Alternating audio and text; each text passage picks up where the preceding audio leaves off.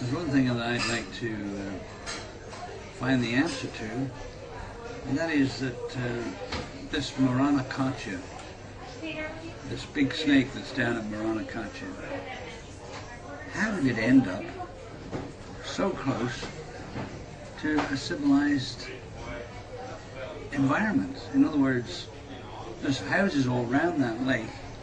These things do not like people. They like to stay away from people. And it got so annoyed that it just went and bashed one of these houses out of the way. Well, why is it?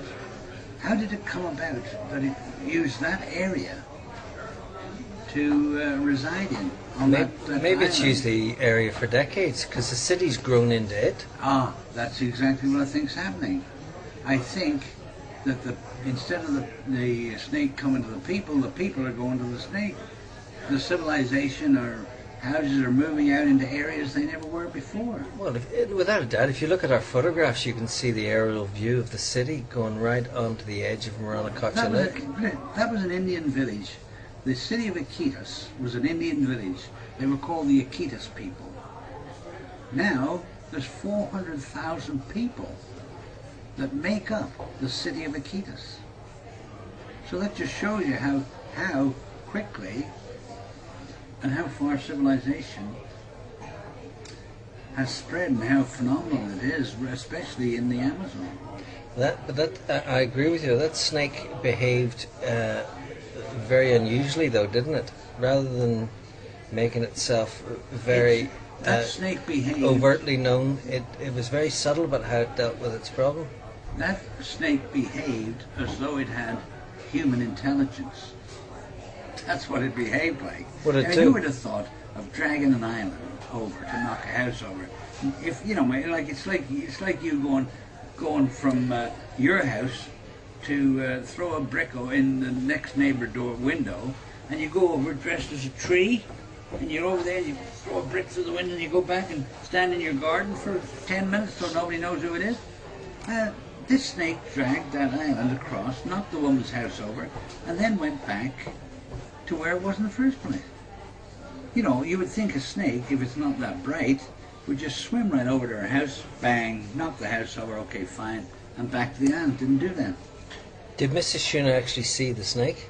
She saw the snake. Before it started moving?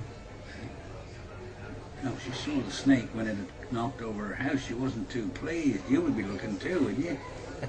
You know what I mean? You know, where am I going to live now? You know what I mean? And the snake's saying, you know, anywhere but not here. Get out of here, you know?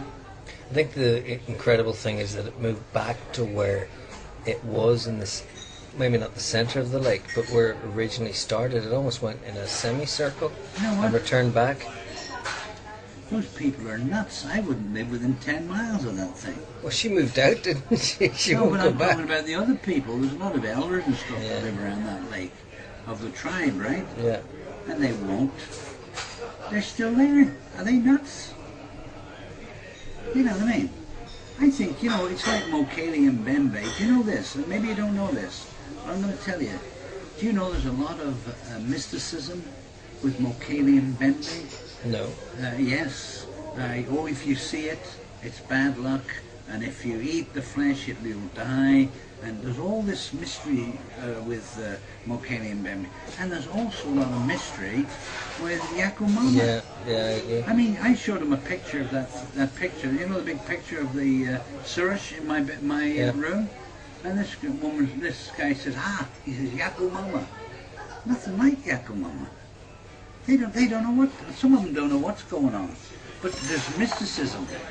You know, if you see this thing, you're in deep trouble. You know what I mean? Anyway, that's it. Shut her off, will you? Okay. We're wrapping up. Shut it off, Craig, Okay. please.